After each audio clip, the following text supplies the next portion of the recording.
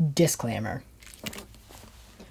I am not sponsored by Peacock Smoke, Smoke Effect, or any other smoke-based website or smoke grenade seller. My name is Brian Davis from Brian Davis Photography. This is the smoke grenade safety video.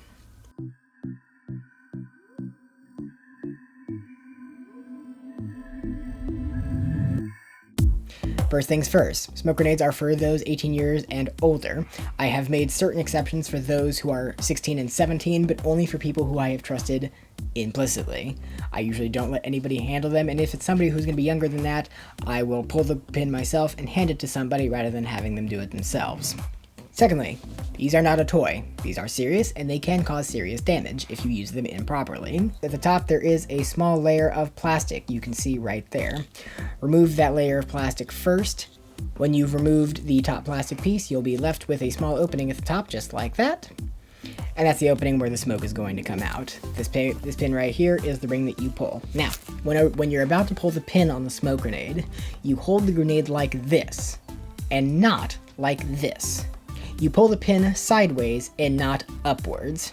Why? This is the reason why. Pull it. As you can see, sparks have a tendency to fly out of the top of it. On one occasion, and only one occasion, I have had the smoke grenade light on fire.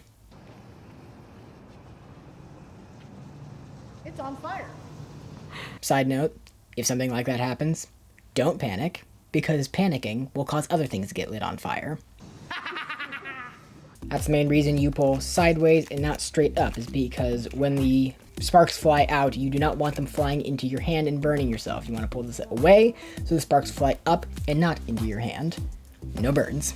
Next, the grenade does get hot. When you're holding on to the grenade and as it's burning, the grenade gets very hot when you're holding it in your hand. Best spots to hold the grenade are probably with 2 fingers or a few fingers near the bottom of the grenade, like this. If the grenade gets too hot for you to hold, drop it. Which leads me to the next point. Do not use these grenades in dry brush, really any brush if you can avoid it. Use them on cement, dirt, or gravel, places where, you're not going to catch anything on fire. If you're afraid of catching things on fire, bring a fire extinguisher. Do not hold the grenade up to your face like this. The smoke burns your eyes. It's smoke. Oh, my eyes. It also smells a little bit like sulfur. It's not a lovely smell. Once the grenade is spent, it will still be hot, but it's not going to be hot enough to catch anything on fire. If that's something you're still worried about, deposit it into a small plastic bag or some other plastic tub or cardboard box and leave it there for it to cool off. It'll take a couple hours to cool off, and after you're done, you can deposit it safely into a trash can. That is really it. Step 1, pull the grenade. Step 2, keep it away from your face. Step 3, once the grenade is finished, put it safely into a box or into the trash. And step 4, repeat. A couple notes about the smoke. The smoke, immediately after you've used the smoke, if it's enveloped you, there will be a light smell left on your clothes. The smell washes out. Also, if you are pressing the grenade to any surface, the immediate surface around the opening of the grenade will be stained.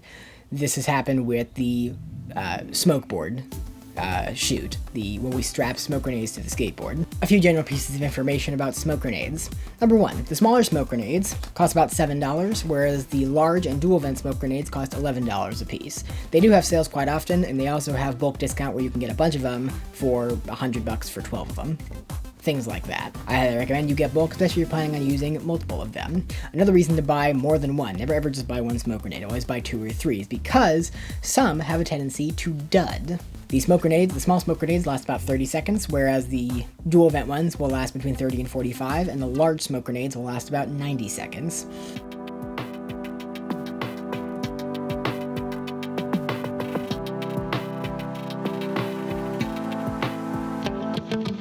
The number 1 tip I can give you is do not make the focus of your photo the smoke. What I mean by that is don't try to take a picture where the smoke is the subject.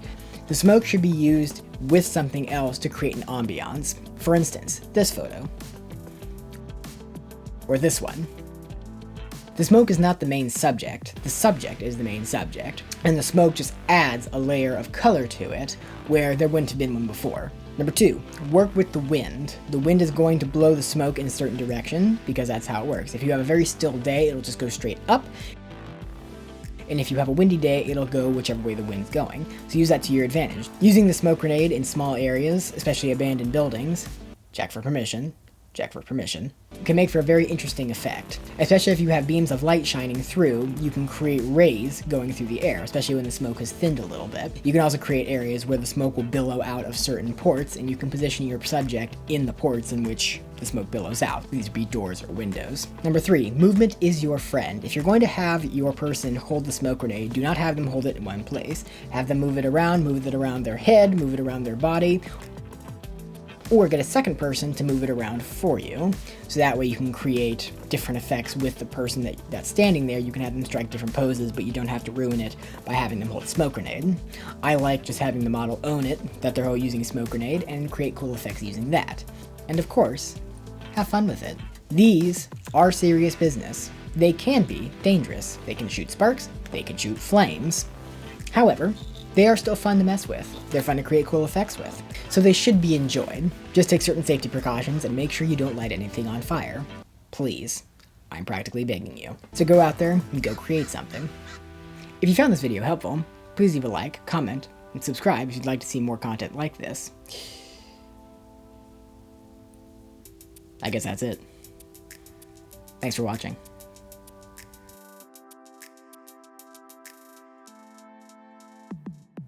Now that you've gotten to this point, I'm going to show you a little behind the scenes, not really behind the scenes, but I'm going to explain to you how to do the smoke boards.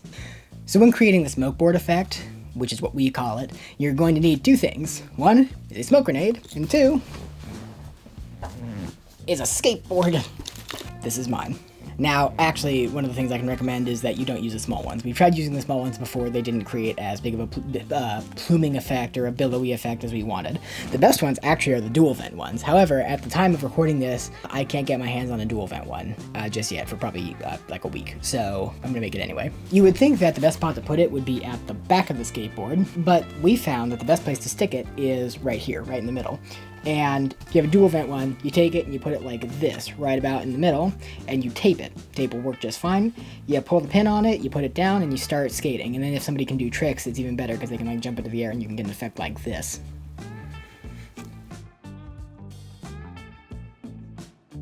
If you have one of the larger ones, or even if you only have one of these to work with, we recommend that you put it in the middle with the port facing that way. So that way the smoke goes and engulfs the wheels, so it creates like the wheels are the ones that are smoking. And when you do that, you get effects like this.